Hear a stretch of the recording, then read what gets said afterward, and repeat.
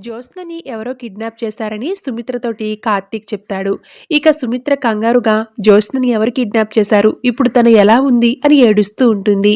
ఇంతలో వైర video call చేస్తాడు. ఇక సుమిత్రతోటి జ్యోత్స్న మాట్లాడుతూ ఉంటుంది.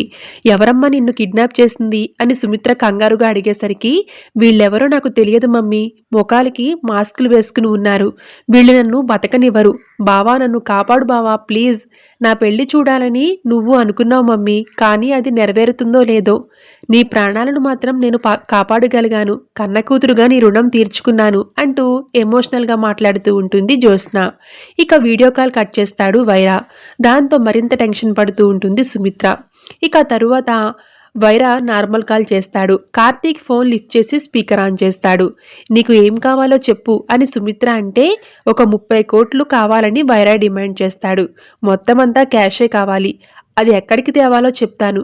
నేను కాల్ చేశాక క్యాష్ రెడీ అని చెప్పాలి. లేకుంటే నీ కూతుర్ని చంపేస్తా, పార్సిల్ చేస్తా అని వైర బెదిరిస్తూ ఉంటాడు. ఆ తరువాత అమ్మ సెంటిమెంట్ వర్కౌట్ అవుతుందంటావా అని వైర జ్యోత్స్నని అడిగితే నువ్వు 30 కాదు 50 అడిగినా ఇస్తారు అని జ్యోత్స్న అంటుంది. నువ్వు నాకంటే జాదులా ఉన్నావు. నిన్ను అడ్డం పెట్టుకుని 20 కోట్లు లాక్కుందాం అనుకుంటే నువ్వు నన్ను అడ్డం పెట్టుకుని 10 కోట్లు లాభం పొందావు అని వైర అంటాడు. నీకు నాకు ఇద్దరికీ డబ్బు కావాలి.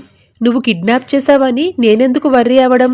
నీతో కలిసిపోతే నాకు లాభమే కదా అని జ్యోత్స్న అంటుంది. ఆస్తి అంతా నీదే కదా, నీకెందుకు ఈ కకృతి అని వైర అడుగుతాడు. నీకు డబ్బులు కావాలా, సమాధానం కావాలా? ఈ పాటికి అక్కడ డబ్బులు రెడీ అవుతూ ఉంటాయి. నువ్వు ఫోన్ చేయడానికి రెడీగా ఉండు. ఫోన్లో మన యాక్టింగ్ చూశాక మా మమ్మీ మామూలుగా వీరంగం వేయదు. పోలీసులకి కంప్లైంట్ ఇచ్చే ఛాన్స్ కూడా లేదు అని జ్యోత్స్న అంటూ ఉంటుంది.